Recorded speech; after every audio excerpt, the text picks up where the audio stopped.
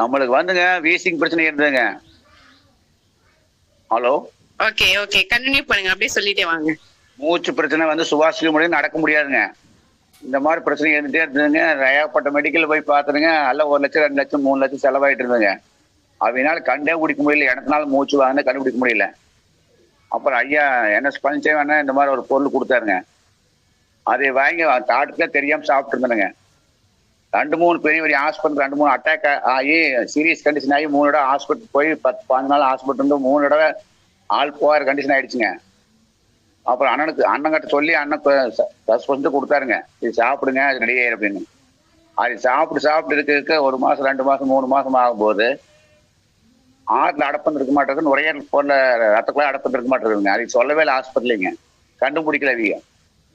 அப்புறம் ஒட்டஞ்சாத்திர Christian hospital போய் echo எடுத்து பார்த்த மாதிரி CT ஸ்கேன் போட்டு பார்த்த மாதிரி அடப்பு இருந்திருக்குது, ஆண்டா முனையத்தில் தானே கரைஞ்சு போயிடுச்சு, 3 அடப்பு இருந்தது, உங்களுக்கு லக்கி மேனு தானே கரைஞ்சிடுச்சு, இல்லாட்டி ஏற்பட செலவாயிருக்கு அப்படின்னாங்க. அதுக்கு போது நான் உணர்ந்தேனுங்க, அண்ணன் கொடுத்த மாதிரி மூலியமா அது கரைஞ்சிருக்குது. அவங்க சொல்லவே இல்லை, வருத்தம் சொல்லவே இல்லை. அப்போ எனக்கு வெறும் சந்தோஷமா போச்சுங்க. அதுக்கு போற இப்போ நல்லா இருக்குது, போற அடப்பு போயிடுச்சுங்க, போற கேனுக்கு எல்லாம் படி பார்த்து எந்த அடப்பும் இல்லைங்க. இப்போ நுரையில சளிதான் இருக்குது, அது வந்துட்டு இருக்குது வெளியே. ரொம்ப சந்தோஷங்க, இது எனக்கு கடவுளுக்குமா என்னை காப்பாற்றுச்சு. அது NSPக்கு நன்றி சொல்லணுங்க. ரொம்ப நன்றி மேடம். Super, thank you thank you. அது RSS சொன்ன விஷயம் மாதிரி என்ன அப்படின்னா, யாருக்கெல்லாம் வந்து இந்த ஹார்ட்ல பிரச்சனை இருக்கோ அவங்களுக்கு வந்து நுரையீரல் சம்பந்தப்பட்ட பிரச்சனைகளும் இருக்கும், நீர் கோக்கும். ரத்த குழாயில அடப்பு இருந்ததுங்க, நுரையீரலுக்கு போன ரத்த குழாயில அடப்பு இருந்திருக்குங்க. டாக்டர் வந்து ஆஸ்மா சொல்லி ஊசி போட்டுக்கிறாங்க, அதை கண்டுபிடிக்க முடியல. ஆட்டுலயும் அடப்பு இருந்தாலும் மூச்சு வாங்க, அதை கண்டுபிடிக்க முடியல. அங்க 3 மாசம் எடுத்து ஸ்டார்ட் வர அங்க ஹாஸ்பிட்டல் போய் செக் பண்ணி பார்த்துங்காடி பூரா அடப்பு இருந்ததுல அந்த எக்கோவில் காமிச்சுக்க தழுப்பு கட்டி அந்த இடமெல்லாம். அப்ப நான் டாக்டர் மட்டும் நான் ஆல்ரெடி சொல்லிங்க, ஆனா சந்தோஷமா அப்படியே கறந்து போயிடுச்சு. அப்ப நான் NSP மனசுக்குள்ள நினைச்சிருங்க, இவங்க கொடுத்த மருந்து கரைச்சி இருக்குது அப்படின்னு. ஆமாங்க, நீங்க லக்கி மேன் அப்படின்னாங்க அந்த madam. Lucky man elixir mix மூலமா லக்கி. ஆமா, அதுக்கு சேர்ந்தது லக்கிங்க, அது எனக்கு கொடுத்த லக்கி. டாக்டர் நீங்க லக்கியமான கடவுளை உங்க காப்பாத்திட்டாரு அப்படிங்கிறாங்க. கண்டிப்பா கண்டிப்பா கொடுத்து வாழ்வுங்க. எஸ் எஸ், ஆமா. ஆக்சுவலி வந்து என்ன அப்படின்னா,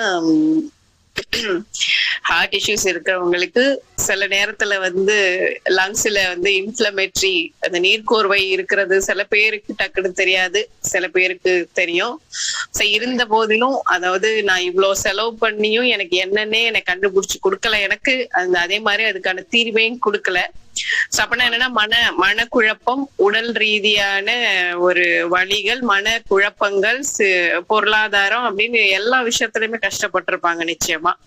பட் எலிக்சர் மிக்ஸ் பாத்தீங்க அப்படின்னா எல்லாத்தையுமே கிளியர் அவுட் பண்ணிருக்கு இந்த 3 மாசத்துல. உண்மையிலே பெரிய விஷயம். அதாவது பல லட்சம் செலவு பண்ணாலும் அந்த நுரையீரல்ல தேங்கப்படக்கூடிய நீரை வந்து அப்படிங்கிறது வந்து சரி பண்றது சர்வசாதாரணம் அல்ல. அது பாட்டுல ஊறிக்கிட்டே இருக்கும் அந்த பிரச்சனை. ஆக்சுவலி 2வது ஹார்ட்ல இருக்கக்கூடிய பிளாக் தன்னாலே கரைஞ்சிருக்குது. இதுவும் வந்து பாத்தீங்கன்னா இன்ஃப்ளமேஷன் as well as தேவையில்லாத அந்த எப்படி சொல்றதுன்னா, அவங்களுடைய நர்வ்ஸ் வந்து குறுகி இருந்தாலோ, அதாவது தடிமனா இருந்திருந்தாலோ, இல்ல உள்ளுக்குள்ள வந்து கொழுப்புகள் மூலமா அடைபட்டு இருந்தாலோ, what ever it is a bulging, இல்லைன்னா ஏதோ ஒரு கொழுப்பு மாஸ் மூலமா பிளாக்ல இருந்தாலும் சரி, எலிக்சர் மிக்ஸ் பாத்தீங்க அப்படின்னா ஈவன் கேபிலரின்னு சொல்லக்கூடிய, அதாவது முடியை எடுத்து 16ஆ வகுந்தோம்னா எந்த அளவுக்கு மைன்யூட்டான ஒரு நரம்புகள்லாம் இருக்கோ அந்த அளவுக்கு வந்து பாத்தீங்கன்னா எலிக்சர் மிக்ஸ் ரத்த ஓட்டத்தை சீர்படுத்தும், அதுக்குள்ள இருக்கக்கூடிய டாக்ஸின்ஸை ரிமூவ் பண்ணும். அண்ட் நுரையீரல் மட்டும் இல்ல, எந்த பகுதியில நீர் கோர்வைகள் இருந்தாலும் அத வெளியில டாக்ஸின்ஸை வந்து எடுத்துட்டு வந்துரும். சோ மிகப்பெரிய ஒரு நல்ல ஒரு கிரேட் டெஸ்டிமோனி. ஏன்னா ஒவ்வொருத்தவங்களுக்குமே வந்து வாழ்வு போராட்டம் அப்படிங்கிறது அவங்க உங்களுடைய இடத்துல இருந்து பார்க்கும்போது தான் தெரியும். இப்ப முதல்ல சொன்ன நம்ம ராதாகிருஷ்ணன் சாரா இருக்கட்டும், இல்ல மதிவண்ணன் சாரா இருக்கட்டும், இல்ல இப்ப சொன்ன நம்மளுடைய அரசு சாரா இருக்கட்டும், எல்லாருக்குமே வந்து இவனுடைய ஒரு ஆசீர்வாதத்துல உண்மையிலே லக்கின்னு சொல்லலாம், பிளஸ்ட்னு சொல்லலாம். எஸ் ஐயா, சொல்லுங்க. ஒண்ணுங்க, NSP அண்ணன் வந்துங்க எங்க மாப்பிள்ளைங்க சுக்கம்பாளையம் கிராமத்துல ஒரு 5 வருஷத்துக்கு முன்னாடிங்க ஒரு தொழிலதிபருக்கு சொந்தக்காரர் தான் வருங்க. அவருக்கு வந்து செரவாங்கி கால் நடக்க முடியாதுங்க. பேர் அப்பாச்சி தோட்டம்ங்க. அவருக்கு கொண்டு போய் அவர் ஃப்ரெண்டு மூலியம் கொண்டு கொடுத்தாங்க வீடு தேடி. அவர் கொண்டு போய் கொடுத்ததுக்கு இவங்க பார்த்து வெயிட் பத்துலயும் என்னவோ நிறைவேச்சு வேணான்ட்டாரு. அவர் பணக்காரராச்சுங்களா, வீடு தேடி நல்ல பொருள் போய்க்குது, நிராகரிச்சுட்டாருங்க. இன்னைக்கு நான் 3 தடவை ஹாஸ்பிட்டல் போய் ஊரே செத்து போய் நினைச்சாங்க வினைய. 3 தடவை ஹாஸ்பிட்டல் போனதுங்க, நான் பொழைச்சிட்டுங்க. இப்ப அந்த ஆள் வந்து ராமகிருஷ்ணா ஹாஸ்பிட்டல்ல ட்ரீட்மெண்ட் பாட்டு இருந்தாருங்க. போன மாசம் என்ன ஆச்சுங்கன்னா,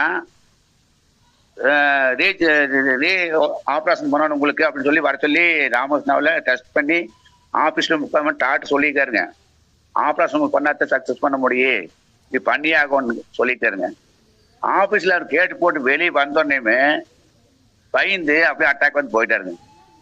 அன்னைக்கு வாங்கி சாப்பிட்டு இருந்தாரு, இன்னைக்கு உயிரோட இருந்துருக்கல. அன்னைக்கு பணம் இருக்குது, சொத்து இருக்குது, டாக்டர் இருந்தாரு, காப்பாற்ற ஹாஸ்பிட்டலே போயிட்டாருங்க. 5 வருஷத்துக்கு முன்னாடி அவர் ஊடு தேடி கொண்டு போய் கொடுத்தாருங்க, வேணான்ட்டாங்க. இன்னைக்கு இப்போ அழுகுறாங்க, பணம் கிடக்குது, சொத்து கிடக்குது, பெரிய தொழிலதிபர். அப்ப நான் நினைச்சேன், நான் ஏழையா இருந்தாலும் நான் அவர்கிட்ட வாங்கி சாப்பிட்டேன். நீ பணக்காரந்த கௌரவம் பார்த்து ஊடு தேடி வந்த பொருளை வேணான்னு சொல்லி ஊரை கூட நின்று என்ன பண்றதுங்க, பணக்கார கூட நின்று என்ன பண்றது, ஆயில் போச்சு. ஓகே, எனக்கு சந்தோஷமா என்னங்க சொல்லுங்க. அதாவது பிரபஞ்சத்தை விட்டு போயிட்டாங்க, பூமியை விட்டு போயிட்டாங்க. உண்மையிலே வந்து வருத்தப்படக்கூடிய விஷயம். ஆனா இறைவனோட ஆசீர்வாதத்துல இல்ல ஆக்சுவலி வந்து உங்களுக்கு வந்து சேர்ந்தது நினைக்கும் பொழுது சந்தோஷமா இருக்கு. ஆனா அவங்களுக்கு கிடைக்காதத வந்து நம்மளால என்ன பண்ணிக்க முடியாது அப்படின்னா, உண்மையிலேயே வந்து எந்த விஷயத்துலயுமே எடுத்துக்க முடியாது. இந்த பொருள் யாருக்கு போய் சேரணும்னு இருக்கோ அவங்களுக்குதான் அது போய் சேரும் ஃபர்ஸ்ட் ஆஃப் ஆல். ஆமா, இது வந்து உண்மை. நாங்கள் பார்த்த அத்துணை நபர்களுக்குமே வந்து இந்த விஷயம் பொருந்தும். ஒருத்தருமே வந்து எடுத்தோடனே வந்து இந்த பொருளை வந்து இது என்ன, எவ்வளோ, யார் செஞ்சது அப்படின்னு இன்டெப்தா போவாங்க. நம்ம மனிதர்களுடைய எண்ணம் வந்து அதுதான். இவங்க சொல்லி நம்ம எடுக்கணுமான்னு ஒண்ணு, ஆங்காரங்க. ஆங்காரம் ஒண்ணு. ரெண்டாவது வந்து நம்ம தமிழ் லாங்குவேஜ்ல சொன்னா, ரெண்டாவது ஒண்ணு வந்து இல்ல நமக்கு தெரியாததா இவருக்கு தெரிஞ்சிட போகுது அப்படிங்கிற ஒரு இன்னொரு மேம்பட்ட அறிவு ஒண்ணு. மூணாவது வந்து இதெல்லாம் ரொம்ப நிவாரணம் கொடுக்க கூடியதா இருந்தா இந்நேரம் வந்து போஸ்டர் அடிச்சு பெரிய பெரிய இதுல இருக்கணும் அப்படிங்கிற ஒரு அறியாமைத்தனம் ஒண்ணு. உலகம் அப்படிங்கிறது வந்து பணக்காரு கப்பலும் எல்லாம் இருந்ததுன்னா அவைதான் எல்லாம் தெரிஞ்சு நினைச்சுக்கிறாங்க மேடம். ஒண்ணும் இல்லாத கொண்டு போய் நல்ல பொருள் கொடுத்தாங்க கூட மதிக்கிறது இல்லைங்க. சமுதாயம் அப்படி இருக்குது. வாஸ்தவமான வார்த்தை. சோ எனிவே உண்மையை சொல்லணும் அப்படின்னா, அரசு சாரோட விஷயம் வந்து பெரிய விஷயம். இங்க இருக்கக்கூடிய 164 பேருக்குமே வந்து முதல்ல புரியக்கூடிய விஷயம் என்ன அப்படின்னா, இந்த ஒரு பொருள் வந்து உண்மையிலே வந்து பிளஸ்ட் திங்க். அது இறைவனோட ஆசீர்வாதம் இருந்தாதான் கைக்கே வந்து சேரும். சோ தேங்க்யூ சோ மச் அரசு சார்.